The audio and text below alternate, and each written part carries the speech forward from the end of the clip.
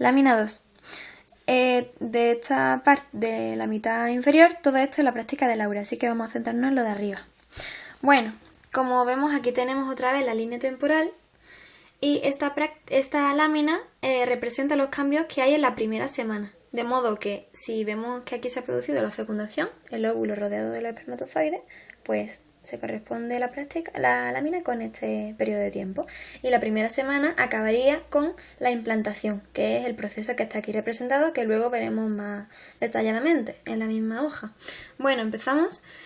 Aquí en el primer dibujo podemos ver el óvulo que ya está terminando la segunda división meiótica, porque el espermatozoide ha llegado a traspasar incluso la membrana pelúcida, que era la pintada de rosa, y en el momento en el que los dos gametos entran en contacto, pues el ovocito comienza la segunda división y se formará el óvulo fecundado.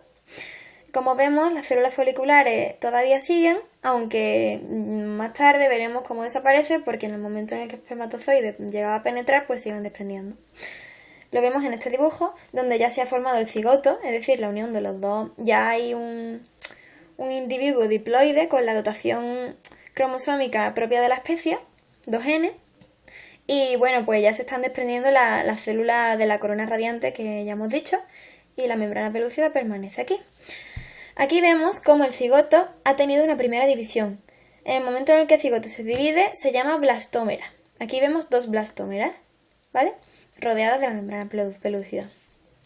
Aquí vemos ya 4 blastómeras y vemos que como esta membrana reduce el espacio de la célula, cada vez que se vaya multiplicando las células serán más pequeñas, porque esto hace de límite de volumen. Bueno, en el momento en el que la blastómera, o sea, hay más de 8 blastómeras, todo esto pasa a llamarse mórula, ¿vale? Aquí vemos ya una mórula. Y bueno, en el momento en el que ya la mórula alcanza 32 células, pues pasa a llamarse blastocisto, ¿vale?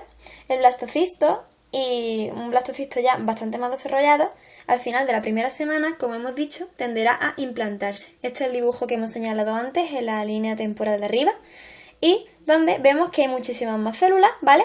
Y la implantación significa que el blastocisto va a tender a meterse dentro, digamos, invaginarse dentro de la pared uterina. Esta es la pared uterina, que creo que lo vais a ver mejor si le doy la vuelta al dibujo así, porque como estamos acostumbrados a ver las glándulas verticalmente, pues creo que lo vais a ver mejor así. Entonces, como hemos dicho, el blastocito tiende a implantarse, a invaginarse dentro de la mucosa uterina.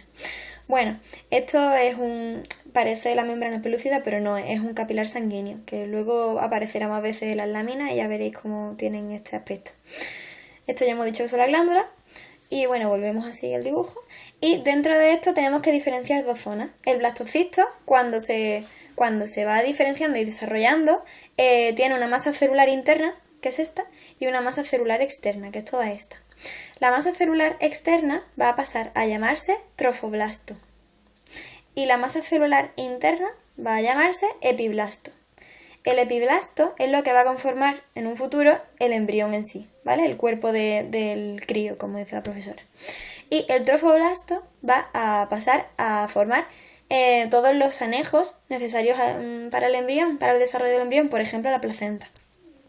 Bueno, pues de aquí ya está.